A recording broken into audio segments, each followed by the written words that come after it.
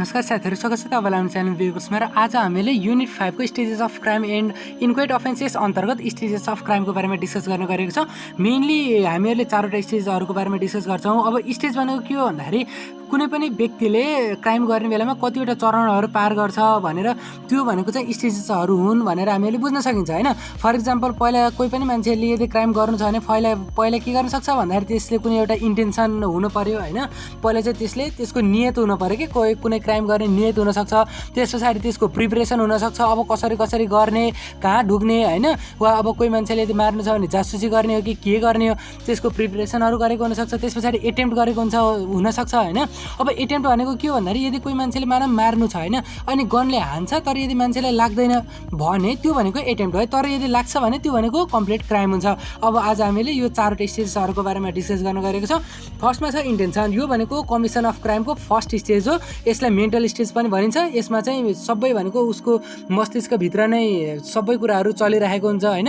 अब रिसेभी हुने कुराहरू, त्यस पछाडि यसलाई अब म मार्छु भन्ने कुराहरू, रिभेन्ज लिने जुन नियत हुन्छ नि हैन, हो त्यो नियतहरू, या अब चोर्नु छ भने चाहिँ अब चोर्ने नियतहरू, ओहो यो चोर्न पाएँ भन्ने, त्यो भनेको सबै भनेको इन्टेन्सनभित्र आउँछ। मोर इन्टेन्सन अनि चोर्न पाएँ भन्ने कुरा इन्टेन्सनभित्र आउँछ। र अब कसरी चोर्ने भन्ने कुरा यदि कसैले प्लानिङ गराउँछ हैन, राति यति बेला जाने अनि त्यस पछाडि यो हतियारहरू साथमा राख्ने, त्यो सबै कुराहरू यदि प्लानिङ गराउँछ भने त्यो चाहिँ प्लानिङभित्र आउँछ है। अनि यदि उसले चोरी गर्ने बेलामा यदि समात्यो भने त्यो एटेम्प्ट भयो, र यदि मजाले सक्सेसफुल्ली चोरी गरेर आयो भने त्यो भनेको कम्प्लिट क्राइम भयो। अब इन्टेन्सनमा mere intention to commit crime not followed by any act not constitute an offence. यदि उसको इन्टेन्सन मात्र छ, नियत मात्र छ, तर कुनै पनि एक्ट गरेको छैन भने त्यसलाई अफेन्स भन्न मिल्दैन। एक has become mentally prepare to conduct criminal activities. फर्स्टमा त्यो भनेको मेन्टली प्रिपेयर हुन्छ, यहाँ ठ्याक्क प्रिपेयर हुने मात्र हुन्छ, माइन्डभित्र हुन्छ सबै कुराहरू। Until and unless intention is constituted into the act nobody can be liable for his or intention. अब इन्टेन्सनको लागि कसैलाई पनि क्रिमिनल लायबल गराइँदैन र गराउन सकिने कुरा पनि भएन। किन भन्दाखेरि मेरो मनमा के चलेको छ भन्ने कुरा कसैलाई थाहा पाउन सक्ने कुरो हुँदैन। Until and unless intention is constituted into the act हो, ठिकै हो। अनि स्टेज 2 डेभलप ब्लेम वर्दिनेस। यो भनेको के हो भन्दाखेरि दोषारोपण गर्ने फर्स्ट स्टेज भनेर पनि हामीले भन्न सकिन्छ। फर इक्जाम्पल एले बीलाई मार्न चाहन्छ, त्यो भनेको उसको इन्टेन्सन हो। अब एले बीलाई मार्न चाहन्छ, अब हेर्नुहोस् है, अब प्रिपरेसन, त्यस पछाडि बल्ल प्रिपरेसन आउँछ। प्रिपरेसन भनेको जुन कमिसन अफ क्राइम छ यसको सेकेन्ड स्टेज हो, to arrange necessary measures learns. अब प्रिपरेसनको फेजमा के हुन्छ भन्दाखेरि स्ट्रेटेजीहरू बनाउँछ हैन। स्ट्रेटेजिज भनेको चाहिँ अब प्लानिङहरू बनाउँछ। त्यस पछाडि मेटेरियलहरू कलेक्सन गर्छ, वेपनहरू के चाहिने हो, चक्कु चाहिने हो कि छुरी मतलब छुरी चक्कु, वा भनौँ न गनहरू चाहिने हो कि, वा अब टेररिस्ट हो भने उसलाई बमहरू चाहिने हो कि हैन, के चाहिन्छ जम्मै वेपनहरू र मेटेरियलहरू उसले कलेक्ट गर्छ। त्यस पछाडि टाइम कहाँ कमिट गर्ने हो, टाइमलाई उसले एरेन्ज गर्छ, र जुन क्राइमको इन्भाइरोमेन्ट हो पुरै एउटा इन्भाइरोमेन्ट तयार पार्छ फर द कमिसन कमिट गर्नको लागि। Perpetrator makes a plan to conduct crime हो। यो प्रिपरेसनको फेजमा के हुन्छ भन्दाखेरि उसले मजाले प्लानिङ गराउँछ, कसरी के गर्ने भन्ने कुरा सबै प्लानिङ गराउँछ। They gathers information and prepares for necessary circumstances in regard of crime conduct. यसले के गर्छ भन्दाखेरि जति पनि इन्फर्मेसनहरू चाहिने थिए हो त्यो जम्मै इन्फर्मेसनहरू के गर्छ भन्दाखेरि सङ्घाल्छ। अनि जुन अब नेसेसरी सर्कमस्टेन्सेसहरू हुन्छ हैन, हो त्यो सर्कमस्टेन्सेसहरूको लागि पनि प्रिपेयर गर्छ। अब फर इक्जाम्पल एले बीलाई मार्न खोज्यो, अब के गर्छ भन्दाखेरि एले जम्मै इन्फर्मेसनहरू बीको बारेमा जम्मै इन्फर्मेसनहरू निकाल्छ क्या। अब एले बीलाई मार्न खोज्यो, त्यो मार्न खोज्नु भनेको इन्टेन्सन हो। अब मार्नको लागि उसले जति पनि प्रिपेयर प्लानिङहरू गराउँछ नि त्यो भनेको प्रिपेरेसनभित्र पर्छ। जस्तै अब इन्फर्मेसनहरू निकाल्ने, त्यो बी कति बेला कहाँ जान्छ हैन, अनि कति बेला अफिसबाट फर्किन्छ, अनि अरू के छ है, वा उसको साथमा कोही हुन्छन् कि हुँदैनन्। जस्तै अब एउटा चोरी गर्ने मान्छेले पनि त अब घरमा कोही छन् कि छैनन् भनेर पहिला चेक जाँच गर्छ नि त, अनि बल्ल के गर्छ भन्दाखेरि बल्ल क्राइम कमिट गर्ने हो। त्यस्तै अब बीले यदि मतलब एले यदि बीलाई मार्न पर्यो भने पनि के गर्छ भन्दाखेरि कसरी बीलाई मार्न सक्छ हैन, अब पिस्तोलले मार्ने हो कि नाइफले मार्ने हो कि, उसलाई एकान्तमा कसरी भेट्टाउन सक्छ, कसरी अब पुलिसै नभएको ठाउँमा यदि लैजाने भने कसरी लैजान सक्छ, अब झुक्किएर हो कि प्रलोभनमा पार्ने हो कि, यो जम्मै कुराहरू भनेको के भित्र पर्छ भन्दाखेरि प्रिपरेसनभित्र पर्छ। फर इक्जाम्पल अब के पनि हुनसक्छ भन्दाखेरि कसैले यदि कोही मान्छेले मानव किडन्यापिङको प्लानिङ गरायो हैन भने, अब यसलाई किडन्याप गर्छु भनेर सोच्नु भनेको इन्टेन्सन हो। अब किडन्याप कसरी गर्ने, कुन ठाउँमा गर्ने, कहाँ ढुकेर बस्ने, अनि गाडीमा कति बेला चढाउने, जम्मै कुराहरू भनेको के भित्र पर्छ भन्दाखेरि त्यो भनेको प्रिपरेसनभित्र पर्छ। अब अर्को हुन्छ एटेम्प्ट हुन्छ है। अब generally intention alone or intention followed by a preparation is not enough to constitute the crime because in most cases prosecution has failed to prove that the preparation in the question was made for the commission of a particular crime. अब इन्टेन्सनले मात्रै पनि crime हुँदैन र intention र preparation गर्दैमा मात्रै पनि crime हुँदैन, किन भन्दाखेरि मोस्टली टाइम अब जजलाई त के हुन्छ भन्दाखेरि यो मान्छेले यही कामको लागि भनेर प्रिपरेसन गरेको भनेर पत्ता लगाउनै गाह्रो हुन्छ। फर इक्जाम्पल हेर्नुहोस् है, अब के भयो भन्दाखेरि म माथि शङ्का लागेर मेरो घरमा पुलिसहरू छानबिन गर्न आयो अनि आउने बेलामा मेरो घरबाट आँसी त्यस पछाडि अनि चक्कुहरू बरामद गरे, तर त्यो चक्कु भनेको त मैले तरकारी काट्नलाई राखेको नै हुनसक्छु, अनि घाँस मतलब आँसी भनेको घाँस काट्नलाई राखेको हुनसक्छु भने त्यो आँसी भनेको मैले मान्छे नै मार्न राखेको भन्ने कुरा कसरी प्रुभ गर्न सक्छ नि त, होइन हो त्यसैले प्रुभ नै गर्न सकिँदैन। त्यसैले यसलाई के मानिँदैन भन्दाखेरि यसलाई यो प्रिपरेसन गर्दैमा मात्र क्राइम हुँदैन, तर तर तर केही त्यस्तो खालको कन्डिसन हुन्छ जसले प्रिपरेसनलाई पनि क्राइम मानिन्छ, त्यो हामी अगाडि डिस्कस गर्छौँ। अब इक्जाम्पल एउटा लिउँ, यदि यसले के गर्छ भन्दाखेरि पिस्तोल किन्छ, त्यस पछाडि मजाले उसलाई पकेटमा अब लोड गरेर राखेको हुन्छ, यीलाई मार्छु भनेर लोड राखेको हुन्छ, तर अरू केही पनि गर्दैन, होइन। अब के हुन्छ भन्दाखेरि यसले कुनै पनि अफेन्स गरेन, किन भन्दाखेरि ऊ अझै पनि प्रिपरेसनको फेजमा छ र यसले चाहिँ यीलाई नै मार्नको लागि मतलब पिस्तोल खल्तीमा राखेको भन्ने कुरा प्रुभ गर्नु नै इम्पोसिबल हुन्छ है।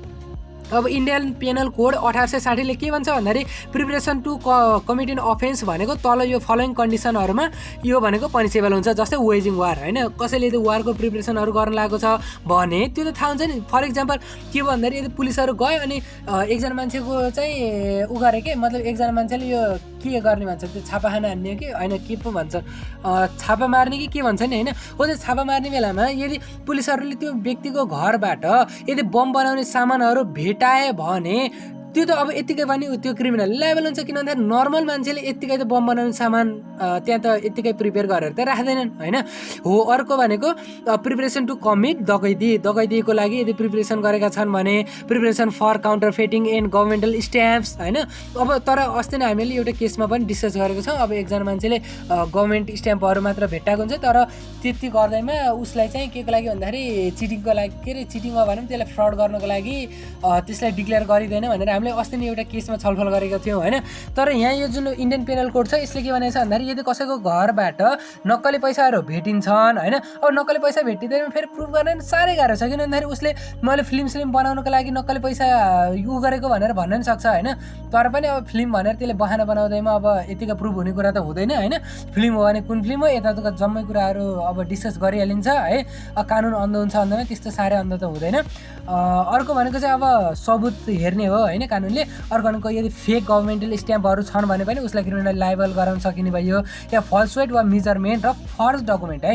यदि कसैको घरबाट अब 1 किलोको ढकभन्दा यदि कमको ढक छ, होइन मतलब वा अब मेजरमेन्टका सामानहरू फ्रड गरेको छ, वा अब त्यसको अब फर्स्ट डकुमेन्ट भनेको अब नक्कली प्रमाणपत्रहरू केही छ भने प्रमाणपत्र भन्दा नि के भन्न सकिन्छ भन्दाखेरि जस्तै अब नक्कली भिजाहरू नक्कली पासपोर्टहरू हो त्यस्तो छ भने त उसलाई क्रिमिनल लायबल गराउन सकिने भयो, होइन।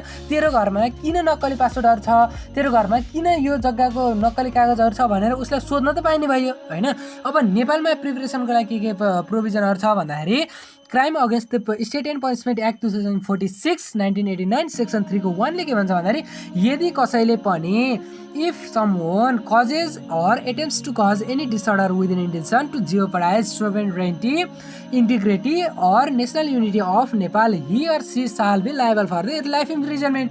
यदि कसैले पनि हाम्रो सोभरेनिटी इंटीग्रिटी वा नेशनल युनिटीमा यदि हार्म आउने कुनै कन्डक्ट गर्छ भने त्यो भनेको चाहिँ लाइफ इम्प्रिजनमेन्टको लागि के हुन्छ भन्दाखेरि लायबल हुन्छ भनेर 46 को यसले भनेको छ है। 46 को crime against state and punishment एक्टले भनेको छ, होइन।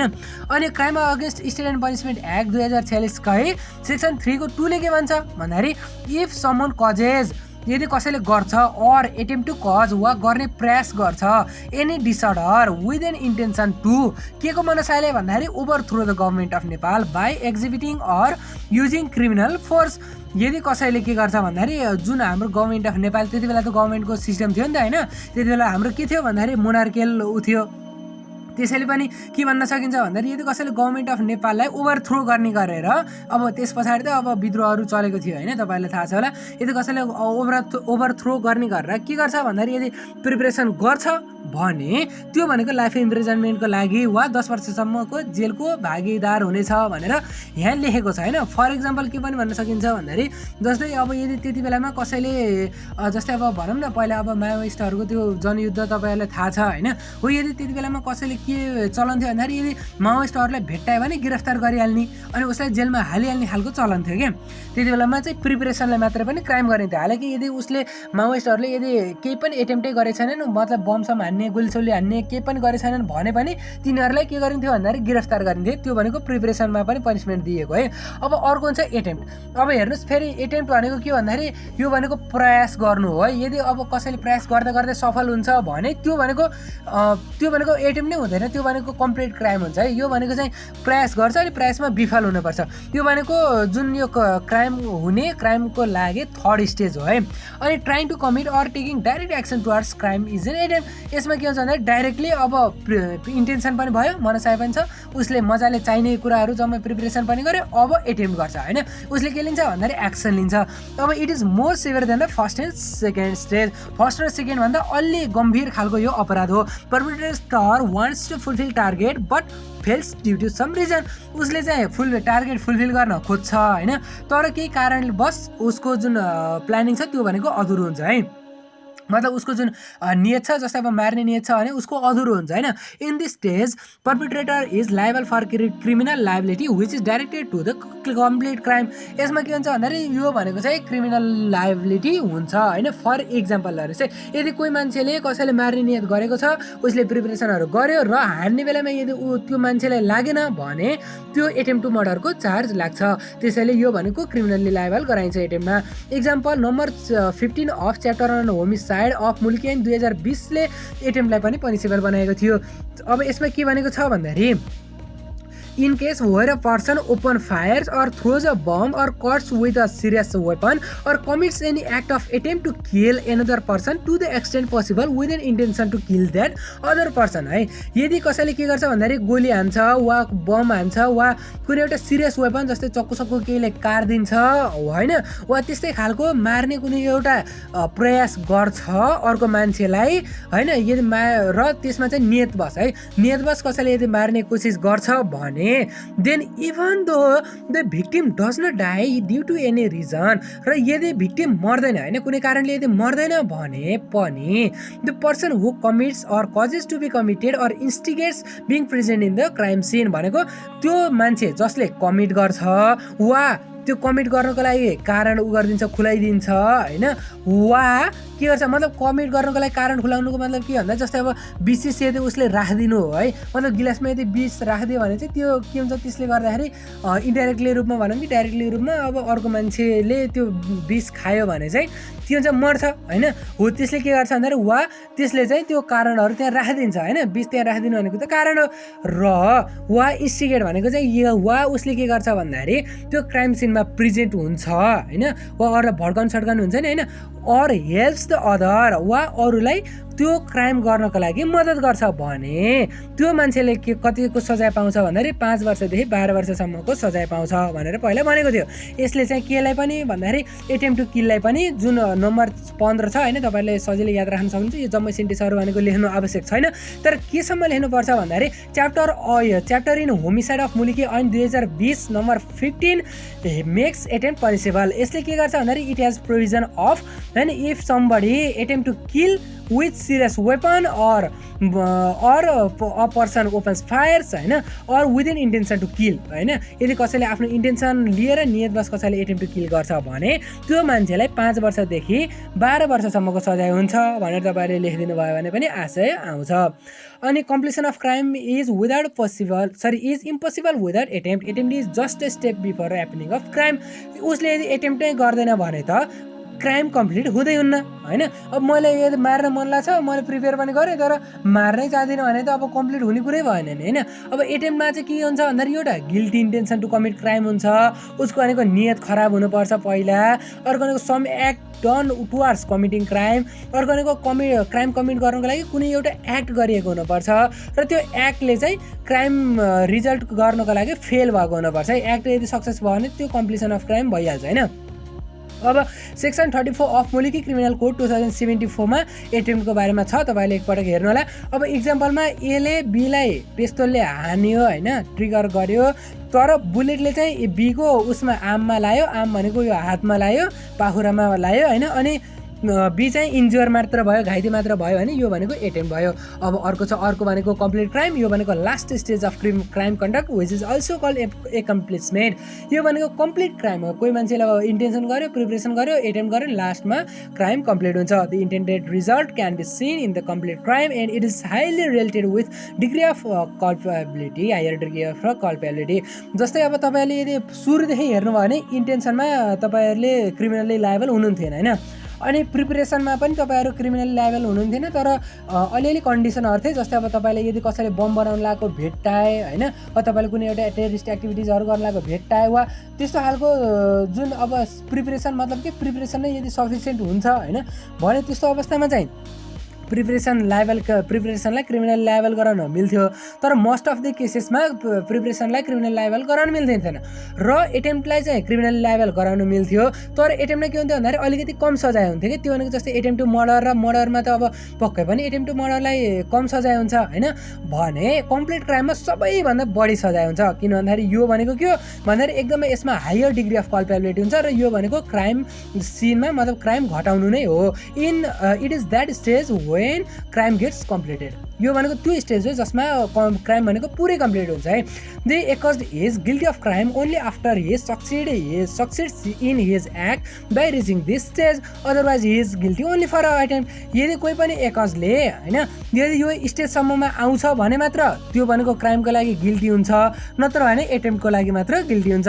फर इक्जाम्पल एले बीलाई हान्यो हैन, trigger of pistol, A strikes the trigger of pistol and hits in the forehead of B by bullet and he dies on the spot. यसले के गर्छ भन्दाखेरि पिस्तोलको ट्रिगर दबाइदिन्छ, ट्रिगर दबाउँदै बित्तिकै बीले सिधै निधारमा लगेर बुलेट चाहिँ सिधै बीको निधारमा लाग्छ अनि बी अन द स्पट मरिहाल्छ भने यो के भयो भन्दाखेरि कम्प्लिट क्राइम भयो।